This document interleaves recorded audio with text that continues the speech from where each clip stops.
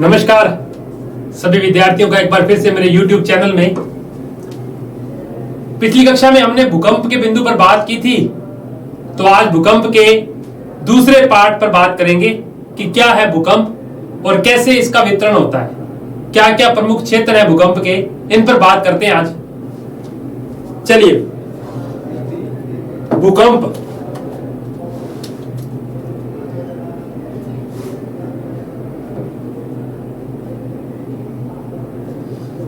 चलिए क्या है भूकंप के महत्वपूर्ण बिंदु। हमने पिछली कक्षा में भूकंप को बड़ी डिटेल से पढ़ा था। हमने ये देखा था कि भूकंप में कौन सी तरंगे हैं। हमने P, S, L, P star, S star, PG और एस जी, लव और रेले तरंगे पर बात की थी। इसके अलावा हमने अधि केंद्र, अप केंद्र यानी भूकंप मूल, फोकस, एपिसेंटर, होमोसिसिमल, आइसोसिसिमल सब डिटेल से उसमें पढ़ा। आज हम भूकंप किन कारणों से आता है और भूकंप कितने प्रकार के होते हैं तथा भूकंप का विश्व वितरण कैसा है उस पर बात करेंगे। तो इससे पहले हम आज ए.एन. स्टालर की एक परिभाषा देखेंगे। भूकंप को लेकर ए.एन. स्टालर की एक परिभाषा है। वो परिभाषा क्या है, उसके क्या बिंदु है। ये कहता है कि भूकंप भूपटल पर एक दोलन है, भूपटल पर एक दोलन या कंपन है।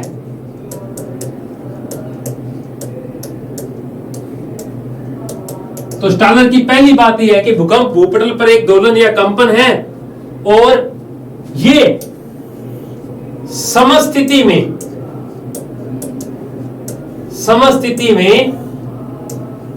अव्यवस्था से उत्पन्न होता है।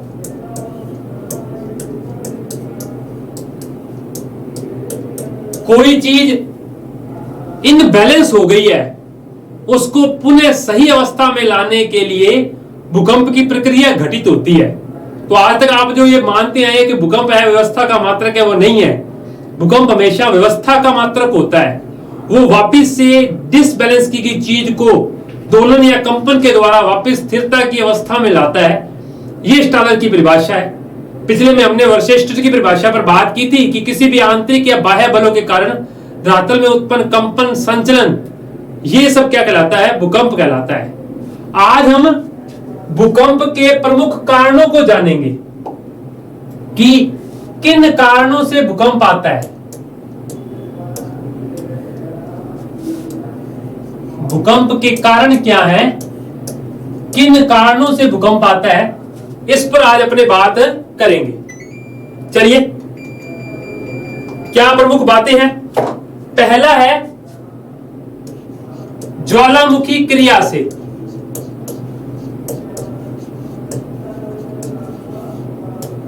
या इसको बोलते हैं वोल्केनो एक्टिविटी से भूकंप आता है। एक एक पर डिस्क्राइब से बात करेंगे। दूसरा बिंदु है प्लेट विवर्तनी की, प्लेट टेक्टोनिक्स।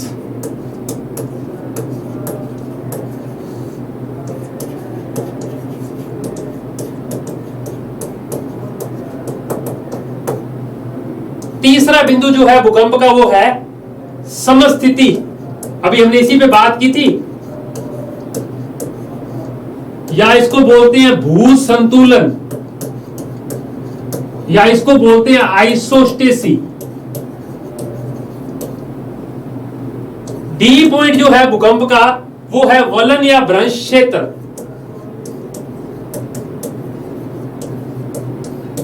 यानी फोल्ड एंड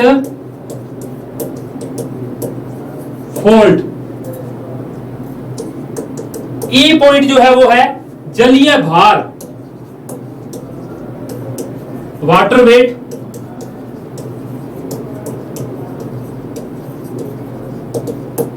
चलिए, अगला बिंदु है वो है जल वाष्प या गैस से।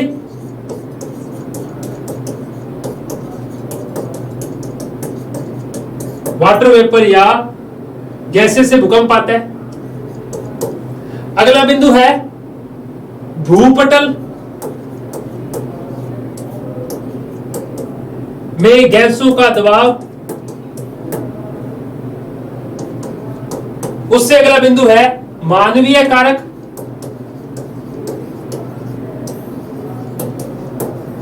फिर है स्थानीय कारक और अंत में है डॉक्टर रीड का प्रत्यास्थ पुनश्चलन सिद्धांत। भूकंप आने के ये 10 फैक्टर है। पहले इन 10 बिंदुओं पर बात करेंगे क्या क्या ये फैक्टर है। पहला ज्वालामुखी क्रिया, दूसरा वोल्केनो प्लेट विवर्तनिकी, तीसरा समस्थिति, फिर वलन भ्रंश, जलीय भार, जलवाष्प और गैसें, भूपटल और गैसें, मानवीय कारक, स्थानीय कारक और डॉक्टर रीड का प्रत्यास्थ पुनश्चलन सिद्धांत। ये 10 कारण जो है वो भूकंप आने के बताए गए हैं। अब हम सबसे पहले बात करेंगे ज्वालामुखी। जब भी किसी ज्वालामुखी में विस्फोट होता है तो पास के एरिया में धरातल पर कंपन होती है, क्योंकि एक विस्फोट या एक झटके के साथ ज्वालामुखी बाहर आता है जिससे साइड के एरिया में कंपन पैदा होती है। तो उस कारण से आने वाले जो भूकंप होते हैं वो ज्वालामुखी क्रिया से आने वाले भूकंप है। और ऐसा ही भूकंप सन 1883 में क्राकाटोआ ज्वालामुखी के फटने के कारण आया। तो क्राकाटोआ ज्वालामुखी जो कि इंडोनेशिया के पास है, उस पर यह जो घटना है घटित हुई और इतना बड़ा धमाका था कि 12,800 किलोमीटर के एरिया में कंपन पैदा हुआ, भूकंप आया। तो दूसरा है प्लेट विवर्तनिकी। पृथ्वी पर कुल बड़ी 7 प्लेटें, उत्तरी अमेरिका, दक्षिणी अमेरिका, इसके अलावा Eurasian plate, African plate, Antarctica plate, Pacific plate, Indo Australian plate, ये 6-7 बड़ी प्लेटें हैं जो आपस में एक दूसरे से दूर जाती हैं, पास आती हैं। उनकी जो क्रियाएं हैं, चाहे वो अपसारी क्रिया हो यानी दूर जाना, या अभिसारी क्रिया हो, इनसे भी क्या आता है, भूकंप की स्थिति पैदा होती है। तो दूसरा है प्लेट विवर्तनिकी से भूकंप आता है। और ज्यादातर बात करेंगे आगे हम प्लूटोनिक भूकंप। प्लूटोनिक भूकंप क्या होते हैं, जो 700 किलोमीटर से अधिक गहराई में आते हैं, वो इन्हीं प्लेटों के किनारों पर घटित होते हैं। जहां कौन से किनारे होंगे, अभिसारी, यानी जहां 2 प्लेटें आपस में टकराएंगी। परंतु अपसारी किनारे पर छोटे भूकंप आते हैं जो 30 किलोमीटर की गहराई पर ही घटित होते हैं। इस पर बात करेंगे हम। छोटे भूकंप, प्लूटोनिक भूकंप, मध्यम एरिया वाले भूकंप कितनी कितनी गहराई पर आते हैं। तो दूसरी जो क्रिया है वो प्लेट विवर्तनिकी है। तीसरा है समस्थिति। अभी हमने बात की कि पृथ्वी में कोई भी चीज सब स्थिर अवस्था में है, चाहे वो पर्वत ऊंचे हो, घाटियां नीची हो, सब में एक बैलेंस सिस्टम, एक तल ऐसा है। और उस तल में जब इनबैलेंस पैदा होता है, अव्यवस्था पैदा होती है, तो उस व्यवस्था को पुनः सही करने के लिए क्या आता है, भूकंप आता है। तीसरा कारण ये है। चौथा है वलन या भ्रंश। अब जब भी 2 एरिया पास में आते हैं तो बीच का भाग ऊपर उठता है और दूर जाते हैं तो कहां बैठता है, नीचे बैठता है, या एक तल के सारे चट्टानें ऊपर नीचे खिसक जाती हैं, जिससे भी भूकंप आता है। और इस क्रिया को बोलते हैं भ्रंश या वलन। भारत में बहुत बार जो है, दक्षिणी भारत में भी, मध्य भारत में भी, नर्मदा, ताप्ती, गोदावरी में ऐसे भूकंप आए हैं। फिर है जलीय भार।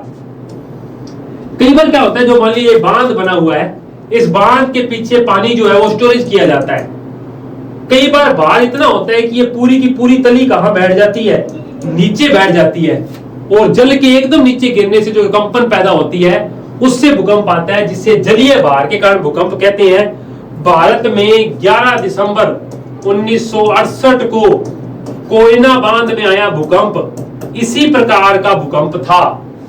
इसके अलावा नील नदी में आसवान बांध पर, अमेरिका में 1962 में हूवर डैम पर आए भूकंप भी इसी प्रकार के ही भूकंप थे। तो जलीय भार से भूकंप आते हैं। जलवाष्प गैसों से भूकंप आते हैं। विस्फोट के साथ जब जलवाष्प बाहर आती है, जहां गीजर वाले एरिया है, तो पास का धरातल जो है वो कंपन पैदा होता है। छोटे मूलक भूकंप होते हैं ये सब मानवीय कारकों से। अभी हम अगर आप एनसीईआरटी में देखेंगे तो एक भूकंप लिखा हुआ है नियात भूकंप। अब नियात भूकंप क्या होता है? खदान क्षेत्रों में जब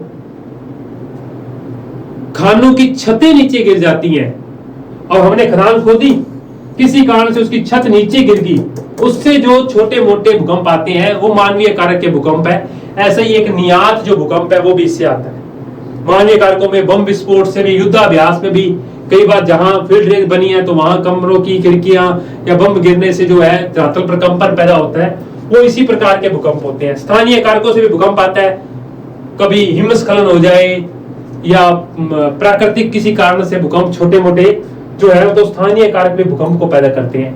अगली बात ध्यान रखेंगे, बड़ा बढ़िया क्वेश्चन है, डॉक्टर रीड का प्रत्यास्थ पुनर्चलन सिद्धांत। वो कहता है कि हमारी जो पृथ्वी है वो अत्यधिक लचीली है और ये रबड़ की तरह खींचती है दबाव पड़ने से, और जब ये दबाव हटता है तो पुनः आती है, तो इससे धरातल में दरारें या चटकने पैदा होती हैं, जिससे भी धरती पर क्या आता है?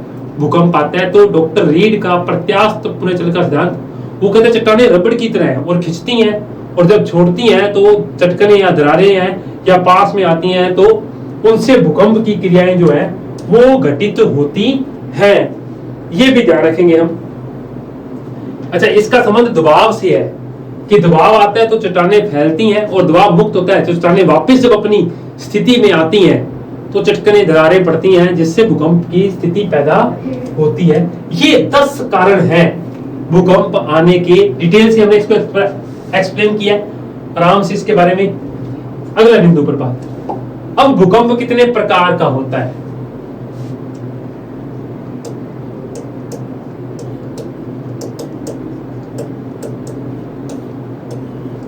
भूकंप के प्रकार, तो भूकंप के 2 प्रकार हैं। पहला है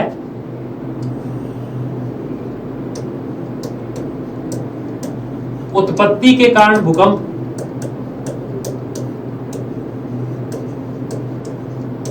और दूसरा है उत्पत्ति के क्षेत्र के आधार पर भूकंप।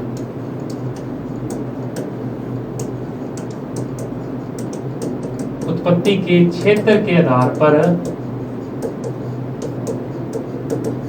भूकंप। 2 जो है ये बड़े फैक्टर है। उत्पत्ति के कारण भूकंप जो है वो प्राकृतिक और मानवीय से भी आते हैं, परंतु उत्पत्ति के आधार पर क्षेत्र कैसा है? छिछले भूकंप या इस प्रकार के भूकंप जो है, मध्यवर्ती भूकंप, गहरे भूकंप, वो इसी प्रकार के हैं। चलिए इस पर डिटेल से बात करते हैं। तो पहले भूकंप जो है उत्पत्ति के आधार पर, पहला भूकंप है प्राकृतिक और दूसरा भूकंप है मानवीय। और प्राकृतिक भूकंपों में आप ज्वालामुखी भूकंप, भ्रंश मूलक भूकंप, समस्थिति भूकंप,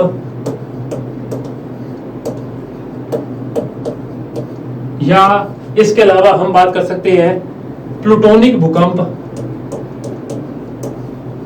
ये सब आते हैं। इसी के अलावा उत्पत्ति के क्षेत्र के आधार पर भूकंप होते हैं छिछले भूकंप, मध्यवर्ती भूकंप या गहरे मूल के भूकंप। ये सामान्य ज्वालामुखी अभी के सब कारणों पर बात करके आए हैं, उन पर बात करते हैं। जब भूकंप 30 से 70 किलोमीटर की गहराई पर आए, ध्यान रखेंगे 30 से 70 किलोमीटर की गहराई पर आए तो कौन से भूकंप होंगे? छिछले। 70 से 300 किलोमीटर की गहराई पर आने वाले भूकंप कौन से होंगे? मध्यवर्ती। और 300 से 700 किलोमीटर की गहराई में आने वाले भूकंप होते हैं गहरे मूल के। और 700 किलोमीटर से अधिक गहराई में भूकंप आए तो उन्हें बोला जाता है प्लूटोनिक भूकंप। तो गहराई के आधार पर उत्पत्ति का क्षेत्र कितना गहरा है? छिछले भूकंप 30 से 70 में, मध्यवर्ती 70 से 300 में, और गहरे मूल के भूकंप 300 से 700 किलोमीटर की गहराई में आते हैं। और अगर 700 किलोमीटर से ज्यादा गहराई में भूकंप आ रहा है तो उसको बोलते हैं प्लूटोनिक भूकंप। चलिए अब हम बात करते हैं भूकंप का विश्व वितरण। विश्व में भूकंप के कितने क्षेत्र हैं और ये किस किस प्रकार से फैले हुए हैं।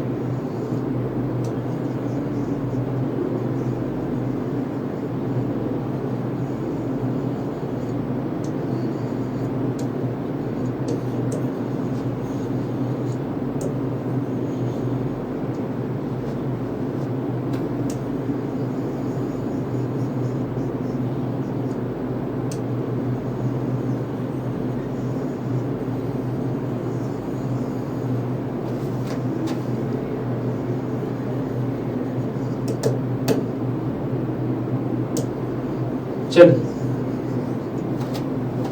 तो विश्व में भूकंप के 3 बड़े क्षेत्र हैं। पहला है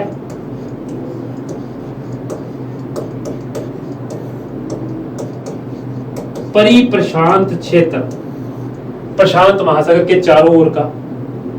दूसरा है मध्य महासागरीय क्षेत्र,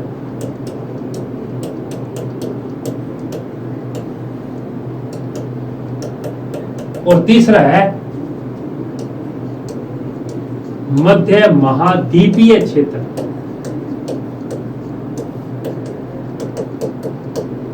तो भूकंप के क्षेत्र की बात कर रहा हूं।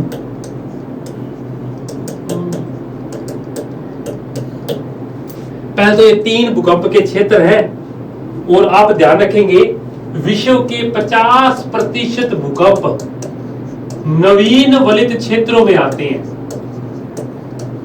चाहे आप रॉकीज एंडीज को देखिए, चाहे आप हिमालय को देखिए, जो नवीन बने हुए हैं। और 40% भूकंप सागर व स्थल के मिलन पर आते हैं। जहां सागर व स्थल मिलते हैं वहां आते हैं। पहले तो 2 चीजें ये जाना। एक और बात, विश्व के 63% भूकंप परिप्रशांत क्षेत्र में आते हैं। कितने परसेंट? 63%। 21% भूकंप मध्य महाद्वीपीय पेटी में आते हैं। पहले तो ये 2 बातें, तो 84% तो ये 2 ही एरिया कवर कर रहे हैं। ध्यान रखेंगे 63% और 21% और 8% भूकंप जो है वो मध्य महासागरीय क्षेत्रों में आते हैं। तो पहले तो 3 एरिया जहां भूकंप आते हैं। परिप्रशांत क्षेत्र यानी प्रशांत महासागर के चारों ओर का क्षेत्र, यहां से फिर इधर वाला भी प्रशांत महासागर किनारा, ये जो पूरा एरिया है ये परिप्रशांत पेटी वाला एरिया है। तो न्यूजीलैंड के आसपास से शुरू होकर और पूरा पूर्वी दक्षिणी पूर्वी एशिया, पूर्वी एशिया के साथ अमेरिका का पश्चिमी भाग और दक्षिणी अमेरिका का पश्चिमी भाग जो है रॉकीज और एंडीज, तो नवीन वलित पर्वत है। इन एरियो में भूकंप जो है वो इसी प्रकार के भूकंप जो है वो आते हैं। तो न्यूजीलैंड अमेरिका का पश्चिमी तट। अब यहां जो किनारा है वो अभिसारी किनारा है, यानी 2 प्लेटें यहां आपस में टकराती हैं आपस में। तो और स्थल व जल का मिलन क्षेत्र है, तली नीचे बैठती है।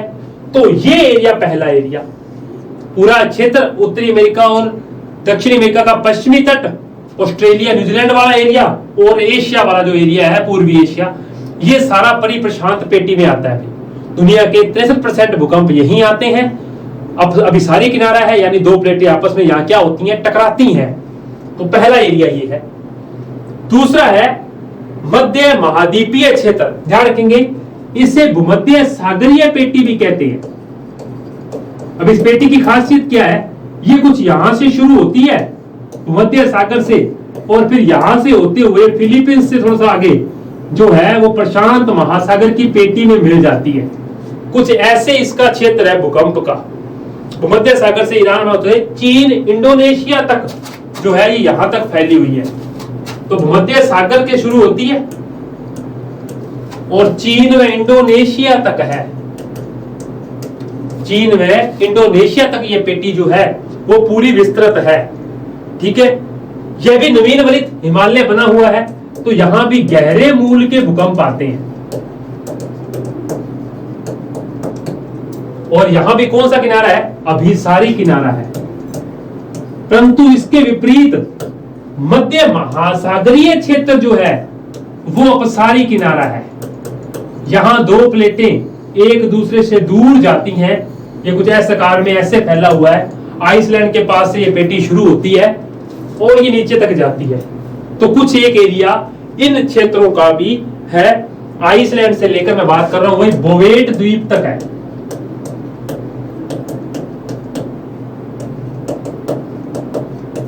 बोवेट द्वीप तक ये पेटी जो है वो स्थित है और यहां कम गहराई वाले भूकंप आते हैं। ये भूकंपों का प्रकार और उनका विश्व वितरण जो है वो आपके सामने मैप पर प्रदर्शित है। कितने प्रकार के भूकंप है, ये हमारा किस प्रकार से आता है, स्टालर की परिभाषा क्या थी, और ये पूरा जो इसका एरिया ऑफ डिस्क्रिप्शन था वो पूरा होता है इसी के साथ। सो सभी का धन्यवाद।